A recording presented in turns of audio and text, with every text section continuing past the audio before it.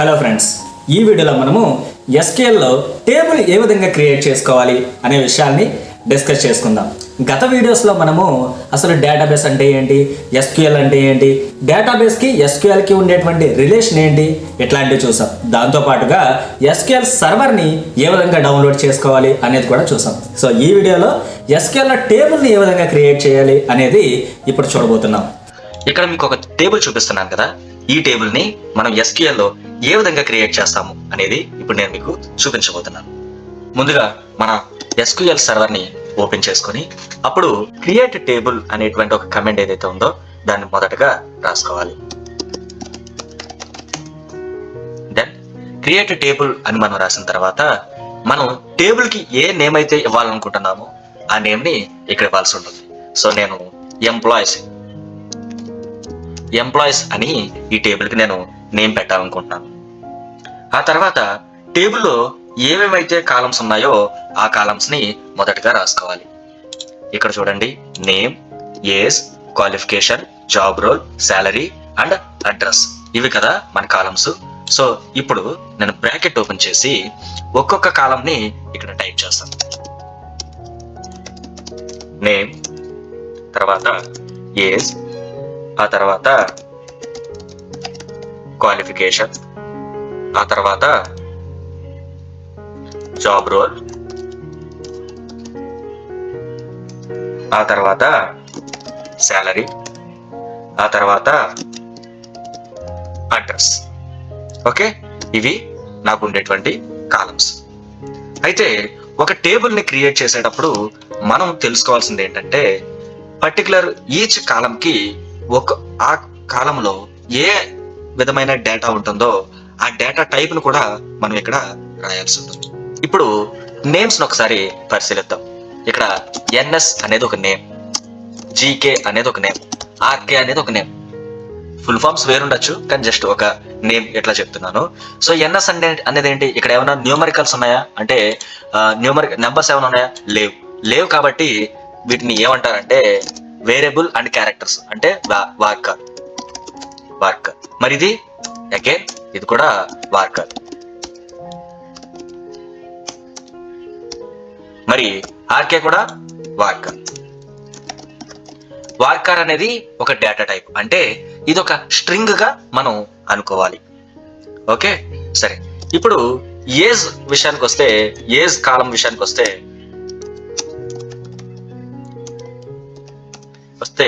ఇక్కడ ఏజ్ 35 ఉండొచ్చు, అది 25 ఉండొచ్చు, 30 ఉండొచ్చు, 45 ఉండొచ్చు, 50 ఉండొచ్చు.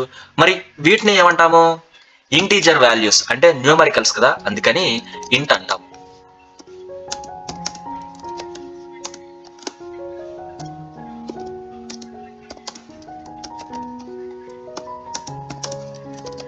సో ఇవేంటి న్యూమరికల్స్ అంటే ఇంటూ. కొంతమంది పిల్లలు ఇట్లా కూడా అడుగుతున్నారు, ఇప్పుడు సార్ మరి 1 నుండి ఇట్లాగా ఆల్ఫాబెట్స్ ఏమైనా ఉంటే దాన్ని ఏమంటారండి అని అడుగుతున్నారు. సో డియర్ స్టూడెంట్స్, ఇక్కడ మీరు క్లియర్ గా తెలుసుకోవాలి, మనం ఎప్పుడు కూడా నెంబర్ ఇలా ఉంటేనే దాన్ని నెంబర్ గా కన్సిడర్ చేస్తాము, ఎలా ఉంటే నెంబర్ గా కన్సిడర్ చెయ్యం, దాన్ని స్ట్రింగ్ గా కన్సిడర్ చేస్తాం. ఓకే, సో ఇదేంటిది స్ట్రింగ్ అంటే ఏంటి, వార్కర్. ఓకే సరే, ఈ విషయాల్ని మనం గుర్తుపెట్టుకుందాము. ఇప్పుడు ఇక్కడ మనం ఒక టేబుల్ ని క్రియేట్ చేసేటప్పుడు క్రియేట్ టేబుల్ అని అన్నాము, తర్వాత టేబుల్ కి నేమ్ కూడా చెప్పాము, ఏంటి, employees. So employee name, employee age, employee qualification, employee job role and salary and employee address, ఇది కదా. అయితే ఇప్పుడు ఎంప్లాయీ నేమ్ అనేది ఏంటి, వార్కర్ అని గుర్తుపెట్టుకోవాలి. సో వార్కర్ అని చెప్పి డేటా అంటే పర్టికులర్ కాలంలో మనం ఏదైతే డేటా ఇస్తున్నామో ఆ డేటా సైజ్ కూడా మనం ఇక్కడ చెప్పాలి. అంటే ఎన్ఎస్ అనేది నేను ఇచ్చాను, ఎన్ఎస్ అంటే ఎన్ని లెటర్స్, 2 లెటర్స్ కదా. ఒక్కొక్కసారి మరి ఎన్ఎస్ బదులు నీలి శ్రీనివాస్ అని ఉందనుకోండి, ఎన్ని లెటర్స్ లెక్క పెట్టండి, ఇవి ఒక 5, మరి ఇవి 8 అంటే ఎన్ని లెటర్స్, 13 లెటర్స్. అంటే నేను ఇప్పుడు ఇక్కడ బ్రాకెట్ ఓపెన్ చేసి డేటా టైప్ సైజు 2 ఇచ్చాను అనుకోండి, ఎన్ఎస్ అని టైప్ చేస్తే తీసుకుంటది, కానీ నీలి శ్రీనివాస్ అని టైప్ చేస్తే తీసుకోదు, ఎందుకంటే 13 లెటర్స్ కాబట్టి. సో ఎప్పుడు ఏ సందర్భంలో మనం ఎంత పెడతాం అనేది మనకి కొన్ని సందర్భాల్లో తెలియకపోవచ్చు, కాబట్టి మాక్సిమం మనం ఇక్కడ మాక్సిమం డేటా టైప్ సైజ్ అనేది ఇచ్చేయాలి. ఓకే, ఇక ఏజ్కి వద్దాము. ఏజ్కి వస్తే ఏజ్ ఎప్పుడు కూడా మనం ఎట్లా రాస్తాము, 25, 35 ఇట్లా నెంబర్స్ కదా, అంటే డేటా టైప్ ఏంటి, ఇంటీజర్ వాల్యూస్ కదా. సో అందుకని నేను ఇక్కడ డేటా టైప్కి వచ్చి ఇంట్ అంటున్నాను. తర్వాత మరి ఇంటీజర్ కి సార్ మరి డేటా టైప్ ఇంటీజర్ కి ఎంతో కొంత ఇస్తారా, దాని సైజు చెప్తారా అంటే చెప్పాల్సిన అవసరం లేదు, ఎందుకంటే ఇంటీజర్స్ కి సైజ్ అనేది మనం ఇవ్వాల్సిన అవసరం లేదు. ఓకే, తర్వాత క్వాలిఫికేషన్. సో యాక్చువల్గా ఇది మళ్ళీ చివరికి వెళ్ళిపోతుంది కదా, అందుకని నేను ఏం చేస్తానంటే నేను మొత్తాన్ని కిందకి తెచ్చుకుంటాను. ఓకే, ఎంటర్ కొట్టి కిందకి తెచ్చుకున్నాను. ఇంటీజర్ కి ఏమి సైజ్ ఇవ్వాల్సిన అవసరం లేదు. మరి క్వాలిఫికేషన్ వచ్చేసి ఏంటిది, క్వాలిఫికేషన్ అంటే ఏం రాస్తాము,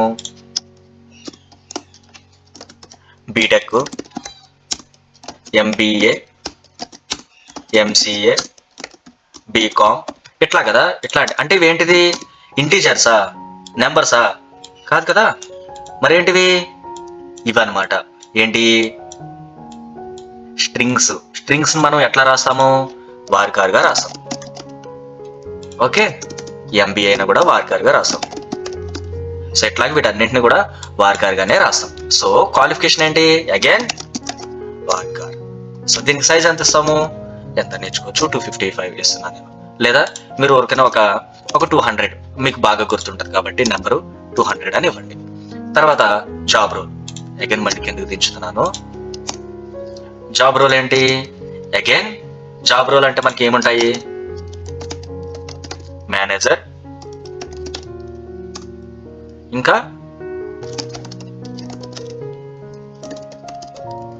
సాఫ్ట్వేర్ ఇంజనీర్ ఎట్లా ఉంటాయి కదా. సో మేనేజర్ కి డేటా టైప్ ఏంటి, వార్కర్. మరి సాఫ్ట్వేర్ ఇంజనీర్ కి డేటా టైప్ వార్కర్ కదా. సో ఇక్కడ మనం వార్కర్ అని చెప్పి ఇవ్వాలి, వార్కర్. మరి డేటా టైప్ ఎంత సైజ్ ఇస్తాము, 200 ఇద్దాము. గుడ్. మరి శాలరీ ఎట్లా రాస్తాము, 25,000, 50,000, ఓకే, 90,000. ఇవన్నీ ఏంటివి, నెంబర్స్, న్యూమరికల్స్, అంటే ఇంటీజర్ కదా, ఇంట్ అని ఇస్తాము. మీకు అర్థం కావడం కోసం ఇక్కడ నేను నెంబర్స్ ని రాసి దాని డేటా టైప్ ని ఐడెంటిఫై చేసి, నేమ్స్ రాసి డేటా టైప్ ని ఐడెంటిఫై చేసి, జాబ్ రోల్ రాసి డేటా టైప్స్ ఐడెంటిఫై చేస్తున్నాను. మీరు టేబుల్ క్రియేట్ చేసిన ప్రతిసారి ఇట్లాంటిది ఏం చేయక్కర్లేదు, ఊరకనే రఫ్ గా మీకు చెప్తున్నా అంతే. ఓకే, సో శాలరీ ఏంటిది, ఇంట్. Very good. మరి సైజు ఇవ్వచ్చా, సైజు ఇంటిజర్ కి ఇవ్వాల్సిన అవసరం లేదు. ఇక అడ్రస్, మనకి కాకినాడ అనుకోండి కేకేడి అని రాస్తాం, ఆర్జే రాజమండ్రి అనుకోండి ఆర్జేవై అని రాస్తాం, హెచ్వైడి అనుకోండి హైదరాబాద్ అనుకోండి హెచ్వైడి అని రాస్తాం. నేను ఊరికనే షార్ట్ కట్స్ రాద్దామని.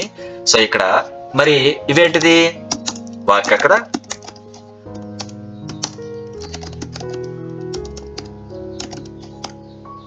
సో ఇట్లా కదా. సో ఇప్పుడు ఏం చేస్తానంటే నేను అడ్రస్ కూడా వార్కర్ అని రాసి దానికి అగైన్ 200 అని ఇవ్వండి. ఓకే, సో ఈ విధంగా నేను ఏం చేశాను, క్రియేట్ టేబుల్ అని రాసి టేబుల్ పేరు రాసి ఆ తర్వాత కాలమ్స్ ని ఒక్కొక్క కాలంని నేను పెట్టుకొని ఆ తర్వాత ఏం చేశాను, ఆ పర్టికులర్ కాలము డేటా టైప్ ఏంటో చెప్పాను. మనం టేబుల్ క్రియేట్ చేస్తున్నప్పుడు నేమ్, ఆ కాలం నేమ్ చెప్పాలి, ఆ కాలంలో వాల్యూస్ ఏవైతే ఉంటాయో ఆ వాల్యూస్ తాలూకా డేటా టైప్ ని కూడా చెప్పాలి. ఓకే, సరే. ఈ విధంగా నేను ఏం చేశాను, టేబుల్ అనేది క్రియేట్ చేశాను. సో దీనంతటిని సెలెక్ట్ చేసుకొని, ఇదంతా ఒకే సింటాక్స్, సెలెక్ట్ చేసుకొని ఇక్కడ ఎగ్జిక్యూట్ అని ఉంది కదా అక్కడ ప్రెస్ చేయొచ్చు, లేదా F5 కూడా మనం ప్రెస్ చేయొచ్చు. ఓకే, సరే, కనెక్ట్ అవుతుంది. Okay, fine. ఏమైంది, కమాండ్స్ ఇక్కడ చూడండి, ఇక్కడ చూడండి, కమాండ్స్ కంప్లీటెడ్ సక్సెస్ఫుల్లీ, అంటే నాకు కావాల్సినటువంటి టేబుల్ ఏదైతే ఉందో ఆ టేబుల్ క్రియేట్ అయిపోయింది. Very good. నేను ఈ కింద అంతటిని కూడా డిలీట్ చేశాను, ఎరేజ్ చేశాను. సో ఇప్పటిని దీన్ని చూస్తే అది నాకు టేబుల్ క్రియేట్ అయిపోయిందని అవుట్పుట్ వచ్చింది. మరి నేను క్రియేట్ చేసిన టేబుల్ ని చూసుకోవాలంటే ఎలా చూసుకోవాలి? అందుకోసం సెలెక్ట్ అంటే టేబుల్ ని పిలిచేటప్పుడు, టేబుల్ ని కాల్ చేసేటప్పుడు సెలెక్ట్ అని మనం పిలవాలి. ఓకే, సెలెక్ట్ స్టార్ అంటే అర్థం ఏంటంటే మొత్తం ఉన్నటువంటి కాలమ్స్ అన్నింటినీ నాకు రిట్రీవ్ చెయ్యని అర్థం. మొత్తం అన్నింటి కాలమ్స్ ని కూడా చూపించు అని అర్థం. సెలెక్ట్ స్టార్ ఎక్కడి నుంచి? From employers. ఇగో ఇక్కడ చూడండి హింట్ వస్తుంది, దాన్ని క్లిక్ చేశాను. ఓకే, సో దీన్ని అంతటిని ఇప్పుడు సెలెక్ట్ చేసుకుని సెలెక్ట్ స్టార్ ఫ్రమ్ ఎంప్లాయర్స్ ఇక్కడ సెలెక్ట్ చేసుకుని ఎగ్జిక్యూట్ అన్నాను. ఎస్, ఇక్కడ మీరు చూడండి name, age, qualification, job role, salary, address ఇవన్నీ వచ్చినాయి కదా. సో ఈ విధంగా మనం ఒక టేబుల్ ని క్రియేట్ చేసుకుంటాం అనమాట. సో ఈ నెక్స్ట్ వీడియోలో ఈ టేబుల్ కి డిఫరెంట్ వాల్యూస్ ని ఎలా యాడ్ చేయాలి అంటే ఇక్కడ చూడండి, ఇక్కడ ఎన్ఎస్, తర్వాత బీటెక్, వాళ్ళ క్వాలిఫికేషన్, శాలరీ, ఎట్లా వీళ్ళందరివి కూడా డీటెయిల్స్ ఎంటర్ చేస్తామా. ఓకే, ఈ డేటా అంతటిని కూడా నెక్స్ట్ వీడియోలో అసలు డేటాని ఏ విధంగా ఇన్సర్ట్ చేయాలి, వాల్యూస్ ని ఏ విధంగా ఇన్సర్ట్ చేయాలి అనేది మనం నెక్స్ట్ వీడియోలో చూడబోతున్నాము. సో నెక్స్ట్ వీడియో కోసం సబ్స్క్రైబ్ చేసుకోండి. Thank you.